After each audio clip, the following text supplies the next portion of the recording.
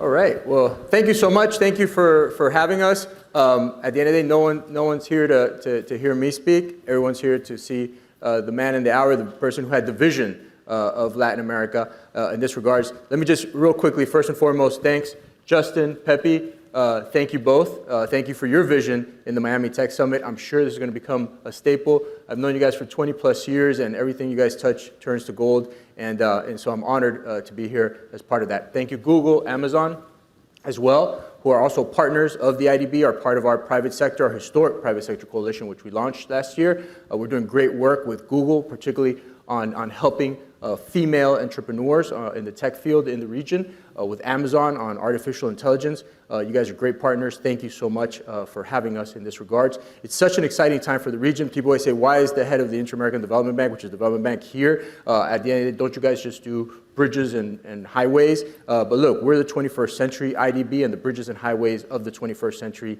is tech, and that's what we're here for. And what an exciting moment that we're seeing in the region in this regards. We're the only international financial institution that has an innovation laboratory called IDB Lab, which we've invested in over 100 VCs. We've worked a lot with Marcelo in previous capacities and hopefully in future capacities in regards to investing in a lot of these companies that we've now seen in the region. But in a great segue here, all of you know Marcelo Claure, who we saw last year. There was a great piece by Andres Oppenheimer in the Miami Herald, said, believe it or not, Latin America is the hottest market for technology in the world right now. And the fact is, believe it, it's true. Last year, there was $20 billion in new investment that went into financial technology and startups in the region. There's almost 30 unicorns right now in Latin America and the Caribbean, which is amazing. That in the last year is almost more than the last 10 years combined. But in the last 10 years, 95% of that, and I'm exaggerating the number here, was really led by one person who was a visionary, who saw this coming for those last 10 years, and that's Marcelo Claure. So thank you so much. We want to listen to what you saw in the region for the last 10 years that finally, it seems, the rest of the world has finally caught up to today. So thank you so much, and we want to learn from you. So, Thank you, Mauricio, and thanks for having me here. It's always good to speak about what I'm most passionate about, which is Latin America. And you're right, we're living a time that we could have only dreamed a few years back. And I'll tell you a story of how this all come along. And I used to be, up till 6 weeks ago, the Chief Executive Officer of SoftBank International. And I was lucky, after I finalized the merger of Sprint and T-Mobile, to move to Tokyo to work at SoftBank on the day that the Vision Fund was launched. And for those of you who don't know the Vision Fund, that was the $100 billion fund, which was the largest venture fund investing in technology. When you put all the venture funds together, the Vision Fund was larger than all the funds put together. And I was lucky, we were deploying about $1 billion in capital a week into technology companies that were basically changing the way we work, the way we play, and the way we lived. And what really bothered me was sitting in Tokyo and investing at an accelerated pace and not seeing one single Latin American entrepreneur come. So there was zero opportunities. And I was puzzled by it. And I figure, there has to be something wrong. We're investing in India, in China. And I started looking at numbers. And if you look at Latin America has a size. We have twice the GDP of India, and we have twice the GDP of Southeast Asia. We are half of China. But the amount of venture that was going into Latin America was only $1 billion. And in India, it was 10 billion. And in China, it was 100 billion. And in Southeast Asia, was 10 to 12 billion. And I figured out, what is wrong? So in the old way, we get into a plane, and we were there for a week talking to entrepreneurs in Mexico, in Colombia, talking to the presidents in Mexico, Colombia, Brazil, Argentina. And the problem that the region had was, I would say, a lack of ambition by entrepreneurs. And it wasn't because our entrepreneurs weren't as good as anybody else. It was because when there's no capital, it is really hard to have big ambition. And I started looking and speaking to entrepreneurs, and I figured that their businesses were as good as the business we were seeing in China. And we were just, I would say the best way to characterize Latin America 2-3 years ago is we were 10 years behind China and India and the US in the innovation curve. So we did an experiment. I went back to Japan, and I said we should launch the SoftBank Latin America Fund, which is basically, we grab and we figure out what % of the world's GDP is Latin America. and it's a little more than 5%, but we said 5%, and that's how we launched the $5 billion SoftBank Latin American Fund. And fast forward, my goal at that point in time, and I still remember looking at the presentation, as a Latin American, my goal was I wanted to equalize Latin America. And what equalize meant, I said, Latin American amount of venture capital that should be going in should be about $20 billion. Should be 2x India, 2x Southeast Asia. And fast forward to last year, I could not be more proud that, obviously SoftBank helped. While I was at SoftBank, we deployed about $8 billion of capital in Latin America in 2 years. But last year, the total amount of capital deployed was $20 billion, which is exactly 2x, India and 2x Southeast Asia, which we finally put Latin America in the place that it belongs. So, that was with a lot of pride. I didn't like the fact that we had a lot of competitors in Latin America now from a SoftBank perspective, but deep inside from Latin America, I could not have felt a bigger sense of pride to have provided the capital. We went from 2 or 3 unicorns to 30 unicorns. And for the first time, we're starting to see our Latin American entrepreneurs now leave their home countries, leave Brazil to go into Mexico, or Mexican entrepreneurs leave Mexico to go into Brazil. But now we have the next evolution, which is Latin American entrepreneurs going into other parts of the world, conquering the US market, the European market. So lots of excitement. Also, we can discuss a little why I believe Latin America the next 10 years are going to be even better than these last 2 years. But I really, a lot of people give me a lot of credit, and to me, the only credit was there was no capital, and SoftBank had a lot of capital, and we went and we deployed it, and we believed in our entrepreneurs, and we took a leap of faith, and thank God, because Latin America today couldn't be in a better place from a tech entrepreneurship. That's great. And look, and at the end of the day, for us, from a development impact, and why we love to partner with entrepreneurs like you is precisely, look, if we are able to bring and wedge in the connectivity gaps that exist in the region. This is like a 10% GDP growth for the region. We've talked for so long about the biggest ill of the region, which is informality and labor. If we can bring people in with fintech, et cetera, to become banked, is such an impact that we can have from a development perspective. But in your vision, and that's a twofold question, how much does this right here today, where we are here, the Miami Tech Summit, Miami, have to do with the fact that also, kind of before with Silicon Valley looking elsewhere and inward, how much does Miami have to do with this growth in the region? How much does the geopolitical context as well? How much does the shutting down of China with COVID have to do with it? How much does this terrible unprovoked war by Russia have to do with more and greater interest in Latin America and the Caribbean? So I look at, first, we're living, I don't think we could have predicted, a storm of this magnitude, right? First we started with COVID, right, who basically shut us down. But COVID became, in a perverse way, an incredible acceleration of tech, right? It became the digitization of the world's economy, the disruption of everything was accelerated by COVID. So, but COVID was painful. Suddenly, I'm not going to criticize governments whether they're good or bad, but governments, in order to fight COVID, just started printing money at a highly accelerated pace. So now we have a new crisis that's called inflation, right? Then we move forward, and then we have a new crisis that's called the war, the Russia-Ukraine war or invasion. Then you have a new iteration of the pandemic, which is the way China is basically locking down a country the size of China. So you have basically the perfect storm, and we're going to figure out what happens to the world. So I don't think anybody can figure out how do we get out of so many different messes that were involved today. But if you look from a selfish way, from a Latin American perspective, I think we're incredibly, incredibly well positioned from every way, right? I mean, from a commodities perspective, the war, to me, is not something that's going to finish right away. It has so many other different connotations, which means price of commodities will be elevated. And guess what? Latin America is a tremendous exporter of commodities, which means you're going to have inflows capital, and you're going to have a strengthening of the currencies of Latin American countries, and at the same time, you're going to have inflation actually going down in Latin America. And you're starting to see that, with the Brazilian currency. So that's going to be a boom for money going into Latin America, which is great, number one. Number two is we're in the middle of, I would call it the EV revolution, the electric vehicle revolution, or the electrification of the world. And again, when you look at that triangle of Argentina, Chile, and Bolivia from a lithium perspective, I mean, Bolivia sits on the largest lithium reserve in the world, bar none, who hasn't been exploited at all. So suddenly, you're going to see an economic bonanza if the Latin American countries find a smarter way to integrate their products and just not be, a provider of natural resources at low prices. So I think those are very positive. And then lastly, in my previous job, we were probably one of the largest capital allocators, and we had to make decisions of where did we invest our money. Traditionally, we used to invest 30 to 40% of our money into China. We're the largest shareholders of Alibaba, Didi, and all the big companies. And not only us, but a lot of the venture capital world. So suddenly, China becomes uninvestable, right? And it becomes uninvestable both sides. One, because the Chinese government doesn't want, foreign capital going in. And two, no venture capitals like the tight controls that China is putting.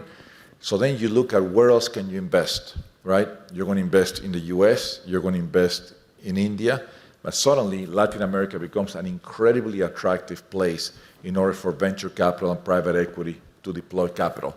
So now here again, there's going to be a big inflow of capital into the region. And then lastly, is if there's one thing that the pandemic has taught us, or this reverse of globalization that we're experiencing, because I look at the world divided in two camps, right? China camp and the US and Europe camp. We've learned that we cannot depend our supply chain on single sources. I mean, for God's sake, how could Germany depend their entire energy supply on Russia, right? Like you start thinking, like, what the hell went wrong there? And you look at Apple, 100% of the iPhones are made in China.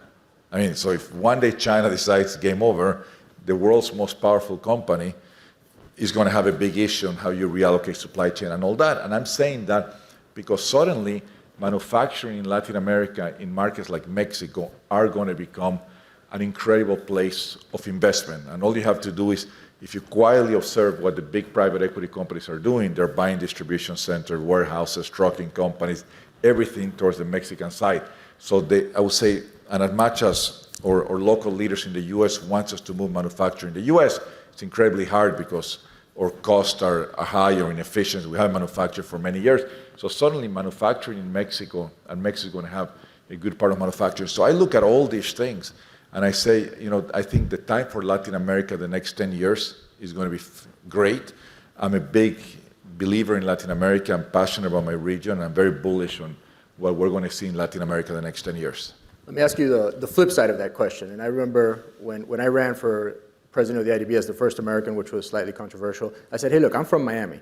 And I've seen people from 26 countries, from the 26 borrowing countries of the region, come to Miami at all types of races, gender, socioeconomic level, and have the opportunity to innovate and do something and really move forward in their lives and provide for their family.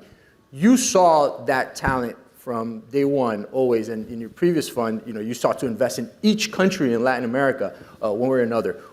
What are you seeing in the region? 40% of fintechs are now in Latin America and the Caribbean that are being innovated out there. Invention, necessity is the mother of all invention. What did you see from day one that you see today and the opportunity of that innovation and that talent in the region?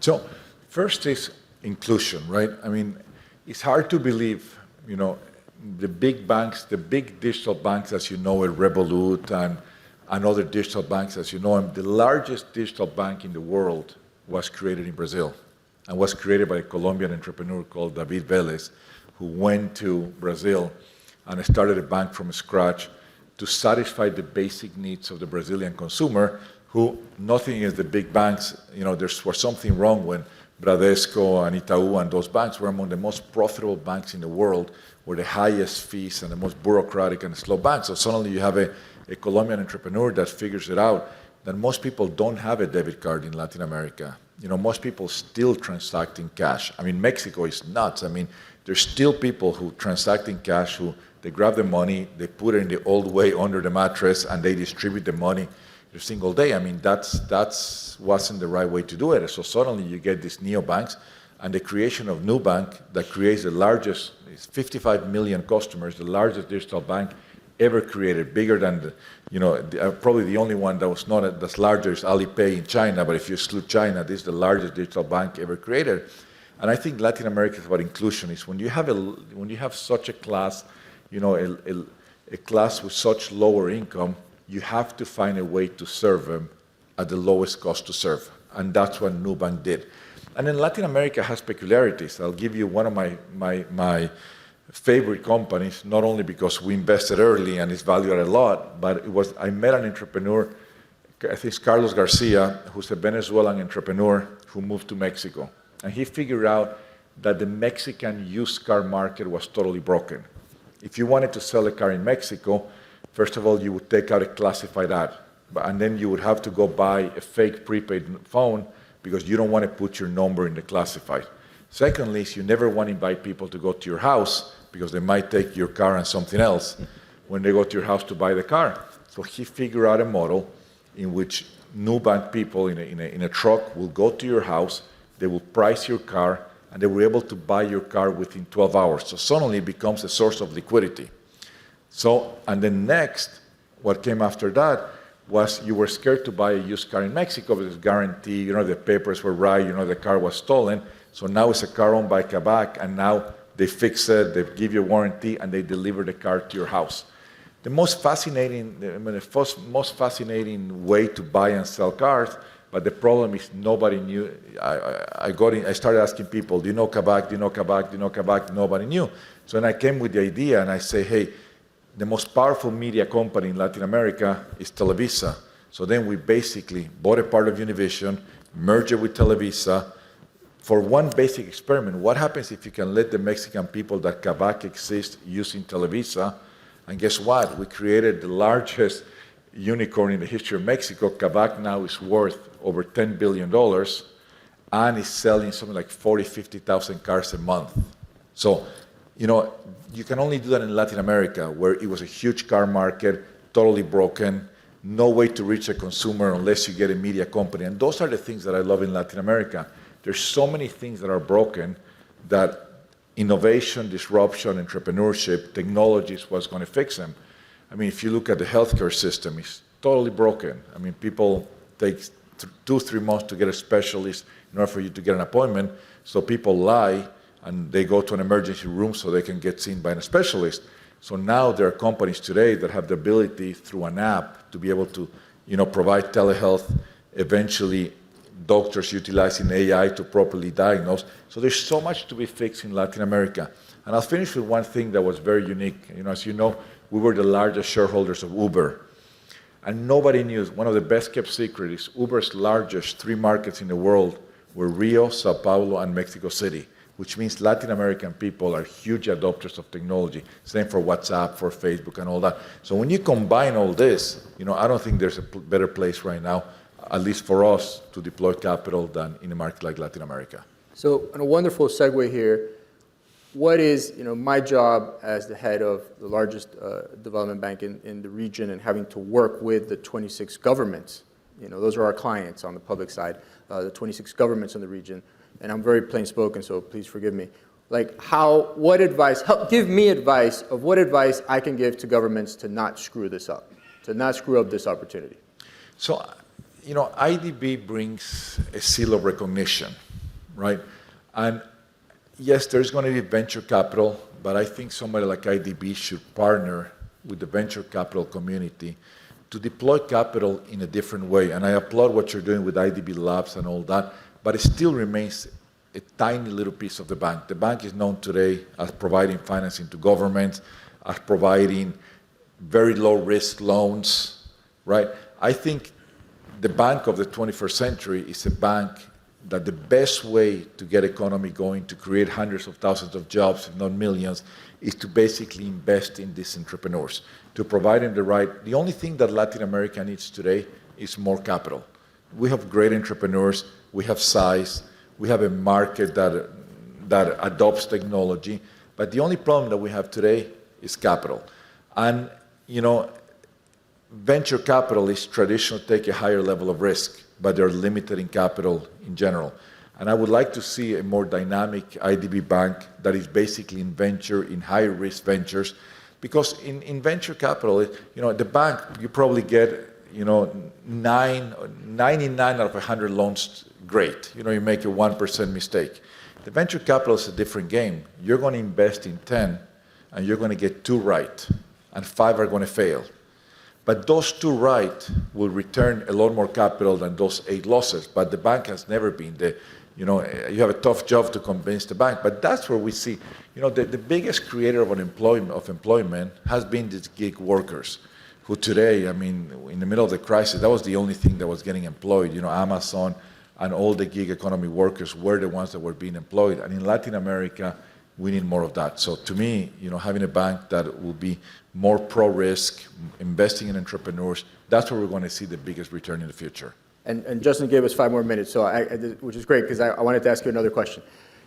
And precisely that's what we're doing. And we just had a really successful annual meeting that has actually authorized a pathway for a capital increase for IDB Invest, our private sector arm, so we can do the continuum, because that's where we had been lacking, from IDB Lab, the VC side, to the big ticket items. And we're creating that continuum so also we can do more equity investments and be partners with investors like yourself. But what about from the regulatory side in the region?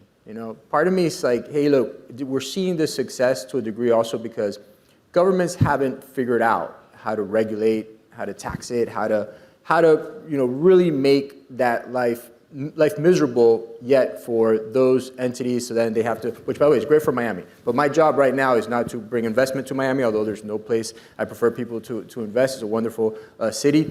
But how do we prevent that from having to pick up and go completely because the regulatory environment becomes just unsustainable for it? Yeah. I think the technological revolution that we're living today is bigger than any government regulation, than any currency crisis, than any crazy politician that becomes president of our countries. We've seen it. You cannot stop a technology revolution that we're living today. Going back, I tell you that we are going to live the next 10 years, not only in Latin America, but in the world. These are going to be the 10 most exciting years in the history of mankind.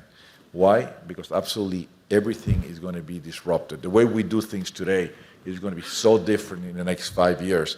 Autonomous vehicles, trips to space, the way we get diagnosed, through healthcare, education, transportation, logistics, everything. If you go back in time, and I'm sure my friends from Google might agree or might disagree, if you go back in time, the only thing that got disrupted the last 10 years was advertising with Google, Facebook, and e-commerce. Everything else remained the same. The next 10 years, every single function of a company and every single vertical is going to be massively disrupted because it's going to be digitized. So we're going to live an exciting time that no government will have the power to stop the power of innovation. Amen. And last question, what role, because obviously here we are, Miami Tech Summit, what role does Miami play in all of this? So Miami plays a key role. This is where we started our SoftBank Latin American Fund. This is where the headquarters of anything outside the Vision Fund were set up for SoftBank. And, we were the ones with Major Suarez who, we put the first $100 million into Miami. And, Miami is an amazing place as, in a way I call it, is the only capital of Latin America where you have so many Latin Americans who come. And if Latin America is booming, Miami automatically booms because of the amount of capital that comes into Miami. So Miami is a great place. And, you still speak Spanish in Miami. It's the only place. And I'm sure what everybody wants to know here, because everybody wants to follow, what are you going to do next? What's your next chapter? Because, hey, you were right the last 10 years, so we're all watching. We want to know what you're doing. No, so my next chapter is I am incredibly passionate about Latin America. I left SoftBank because I think everything I had to do there was done. And now what I want to do is I want to help entrepreneurs and help fund managers deploy capital and grow their business in Latin America. That's where my passion, and a little bit of crypto, which I'm fascinated by that, but we can talk about that some other time. Marcelo, thank you so much. We're actually going to see now the next panel is going to be something that we've been doing through IDB Lab with female CEOs of startups that we've helped through our VC partnerships, and which are a great inspiration, so you're in for a treat with that. But thank you for being there, for being a pioneer, and for being at the vanguard, and we look forward to continue working with you. Thank you. Thanks for that.